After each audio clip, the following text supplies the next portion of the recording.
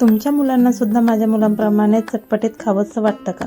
वाटत असेल तर ही रेसिपी एकदा नक्की शेवटपर्यंत बघा. बनवायला अगदी सोपी, चवीला अप्रतिम व झटपट तयार होणारी रेसिपी. त्याकरिता मी 3 बटाटे घेतले, त्याची सालं काढून घेतली व पाण्यामध्ये सोडून घेतले.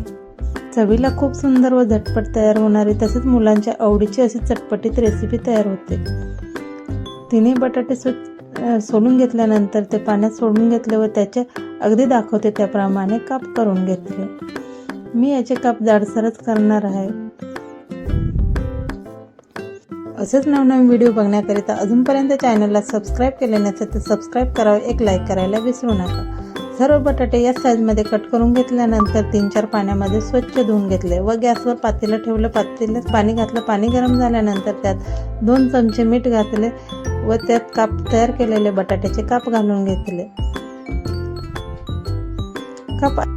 बटाटे 80% शिजल्यानंतर गॅस बंद करून एका चाळणीवर निथरून घेतले. बटाट्याचे काप थंड झाल्यानंतर एका बाउलमध्ये काढून घेतले. बटाटे पूर्ण थंड झाल्यानंतर एका बाउलमध्ये काढून घेतले. त्यात 2 चमचे कॉर्नफ्लॉवर, 1 चमचा मैदा घालून घेतला व चांगले मिक्स करून घेतले. नंतर चवीनुसार मीठ घालून घेतले, लाल तिखट व थोडासा चाट मसाला घालून घेतला व सगळे बॅटर चांगले मिक्स करून घेतले. थोडासा पाण्याचा शिपका मारून सगळे बॅटर चांगले मिक्स करून घेतले. गॅसवर कढई ठेवली. कढई गरम झाल्यानंतर त्यात तेल घातले. तेल गरम झाल्यानंतर त्यात एक बटाट्याचे चिप्स घालून घेतले. अगदी कुरकुरीत व क्रिस्पी असे तयार होतात. मध्ये चमच्याच्या साहाय्याने हलवून घेतले व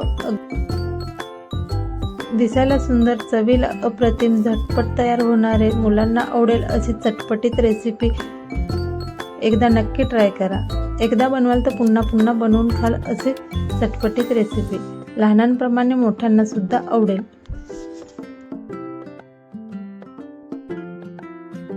थोडे थोडे करून याच पद्धतीने सर्व बटाट्याचे काप घालून घेतले. चवीला खूप सुंदर, क्रिस्पी व कुरकुरीत. मुलांना छोट्या भुकेसाठी एकदा तरी ही रेसिपी नक्की ट्राय करा. एकदा बनवून द्याल तर पुन्हा पुन्हा बनवून मागतील अशी चटपटीत रेसिपी. बाहेरचं खाणं विसरून जातील.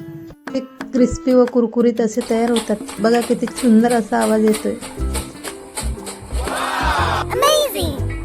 लहानप्रमाणे मोठ्यांना हे आवडतील झटपट तयार होणाऱ्या अशा चटपटीत रेसिपी बघण्याकरिता अजूनपर्यंत चॅनलला सबस्क्राईब केले नसेल तर सबस्क्राईब करा, लाईक करा, शेअर करा, कमेंट्स करा.